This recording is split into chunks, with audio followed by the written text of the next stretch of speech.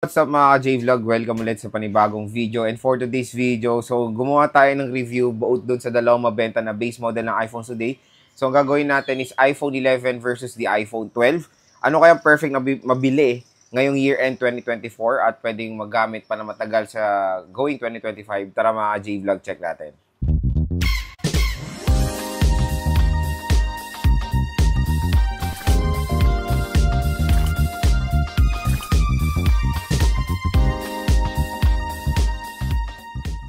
Ayan, for today's video, meron din nagre-request sa atin na mag-compare natin yung iPhone 11 and iPhone 12 ngayong year-end 2024. Kung ano ba ang magandang i-purchase ngayong December and of course ngayong November sa Green Hills. So bago tayo mag-start, saan ba tayo mag-recommend ng mga legit iPhones? Wala na iba kundi sa vlog natin tindahan kay Ate Mayet sa CMB Gadgets, Ate Annette, ZMB Cellphone Accessories. So yung mga legit shop na yan ay yung mga trusted kong seller sa Green Hills na pwede tayo mag-purchase sa mga iPhones. And yung kanilang shop ay nasa description box yung link. I-check nyo na lang yan kung interested kayo mag-inquire about sa mga iPhones. Sabihin nyo lang na panood nyo dito sa ating vlog, ibibigyan kayo ng 500 pesos na cash discount. Agad-agad ng mga shops na yan. So yun nga, doon muna tayo sa presyo ng iPhone 11 and iPhone 12. So yung iPhone 11 for as low as 13,000 pesos for the 64GB ay makakapag-purchase na kayo niyan. Tapos 128 is 15,000, 256 ang lalaro sa 17. Yung iPhone 12, 64 for as low as 15K, makakuha na kayo niyan.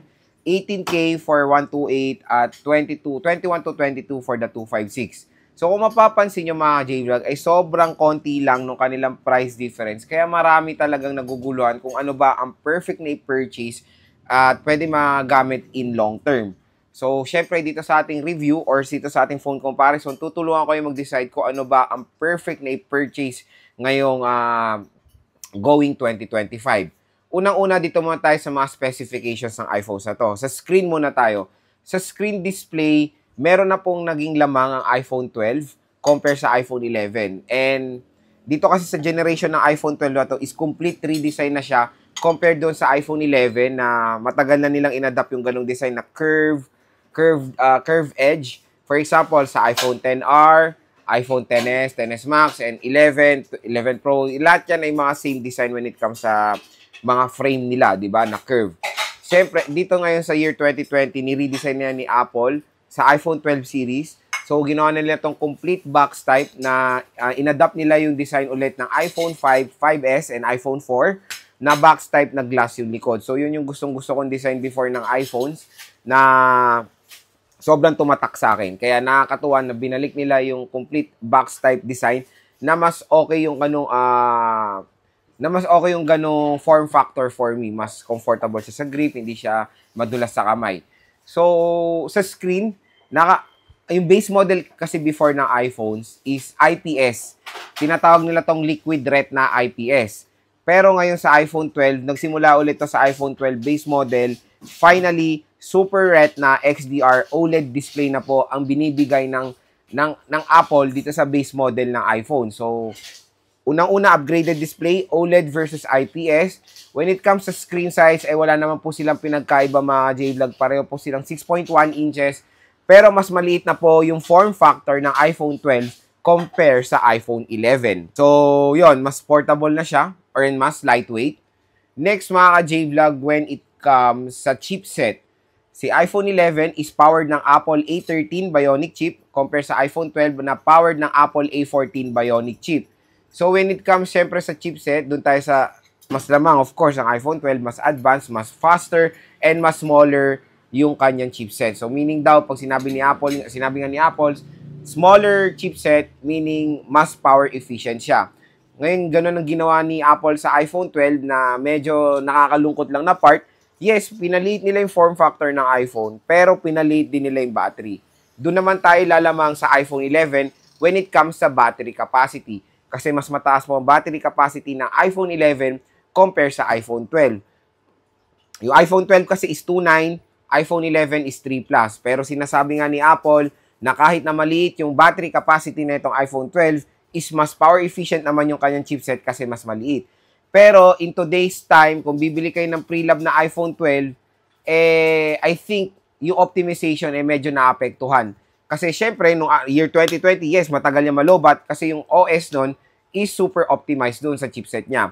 Pero alam niyo naman na ilang taon na pong naso-support ng OS update ang iPhone 12, kaya nagkakaroon ng possibility na habang tumatagal yung OS update, medyo bumababa, medyo naapektuhan yung battery performance na mas mabilis siyang lumolobat. Kasi syempre, every software update ay meron pong nire-require yan ng mga additional battery consumption. So, yun din yung reason, kaya sa mga bumibili ng iPhone 12 ngayon, ay marami rin akong naririnig na sa comment na mabilis po talaga malobat ang iPhone 12.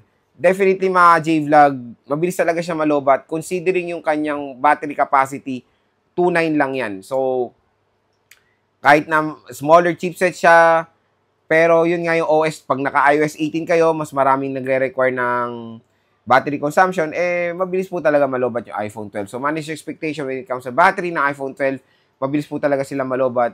Pero, malakas po yung iPhone 12. Malaki yung, maganda yung camera, very powerful yung kanyang chipset, kumbaga. So, doon naman lalamang lang ng napaka-konting iPhone 11 when it comes sa battery, mas malaki po yung kanyang capacity. Both naman ay maganda dito is dual steer speakers sila. So, okay na okay naman yung speakers, no need to worry. Dito naman tayo mag-focus sa camera. Sa camera kasi, yes, pareho sila ng design. Dual rear camera na vertical. Kasi syempre, kina next year noon, nag-iba na sila. Nag-redesign na sila ng diagonal sa iPhone 13. So, yung iPhone 12 din ang pinaka-last na meron vertical camera design na na-adapt sa iPhone 11. Camera specs, parehong-pareho.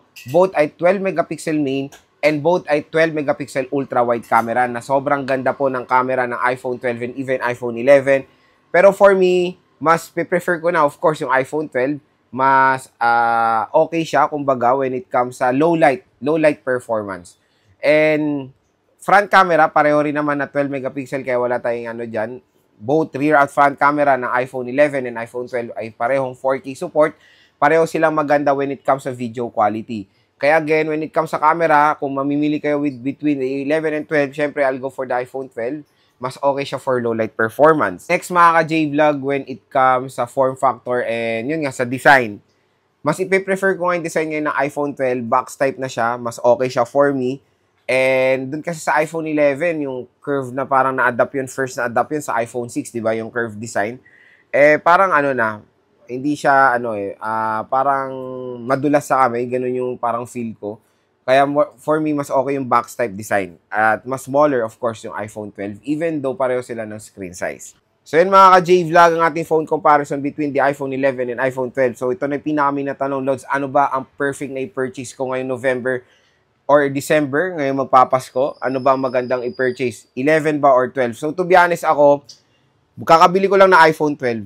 Nandyan din ako sa part na yan, namimili between dito sa dalawang smartphone na to. Ano ba, mag-11 ba ako na 128 na 15,000 na pwede ko pa makuha na mas mababa? Or mag-iPhone 12 ako na 18,000? Kung tutusin mga ka-J-Vlog, 3,000 lang ang difference sila when it comes sa 128. Siyempre, I'll go for the iPhone 12. Unang-una dyan, mas matagal, masosupport ng OS update. 5G connectivity. Siyempre, yan din yung isang pinaka-main na advantage ng iPhone 12 sa iPhone 11 is the 5G connectivity. Next is, of course, the display. IPS sa 11, OLED sa 12. Siyempre, sino ba naman ang ayaw na merong maganda at very sharp na display sa isang smartphone at magandang color accuracy, di ba? So, iPhone 12 is good to go when it comes sa display quality. OLED, mas okay yan for me. Next, sa portability and lightweight and design, mas prefer ko yung iPhone 12. Pero yun nga, sa battery talaga tayo kakainin ng iPhone 12. Pero konti lang naman yung difference ng 12 and 11 when it comes sa battery. Expect nyo 11 din naman, mabilis din niya malobat. Kasi 3 plus lang ang battery niyan. Compare mo naman in today's specification sa mga budget smartphone or entry-level smartphone, malayo talaga yung difference. Kaya, kung nagde-decide kayo dito sa dalawang smartphone na to, kung ako tatanungin, ano bang bibilin ko sa dalawang smartphone na to? Yun nga, nanalo sa akin is yung iPhone 12. Nakabili ako ng iPhone 12 sa CMB Gadgets. And, una kasing inano kong factor dyan is of course yung OS update. Mas matagal ko magagamit pa, mas matagal pa masusupport ng OS update iPhone 12. Inisip ko rin 5G, camera, at of course yung design, and of course yung chipset. So, yun yung mga inisip kong factor when buying the iPhone 12 instead sa iPhone 11. Kasi sabi ko, sayang 3,000 na lang, ay mag-iPhone 12 na ako, mas okay siya. Although, yun nga, ang pinaka-main lang dito na kakalabanin nyo is of course the battery performance. Mabilis po talaga malobat ang iPhone 12. So yun mga J-Vlog, again, sa ating phone comparison, hopefully nakatulong ito sa inyong buying decision when it comes sa dalawang iPhone na to. So yun nga, tulad na sinabi ko sa inyo, doon lang tayo bibili sa mga nire-recommend kong shop. Again, CMB Gadgets and of course, CMB Cellphone Accessories. Yung mga shops nila ay nasa description box. I-click nyo lang yan, sabihin nyo na panood nyo dito sa vlog. Kung mag-inquire kayo, bibigyan kayo niya ng matik na 500 pesos cash discount.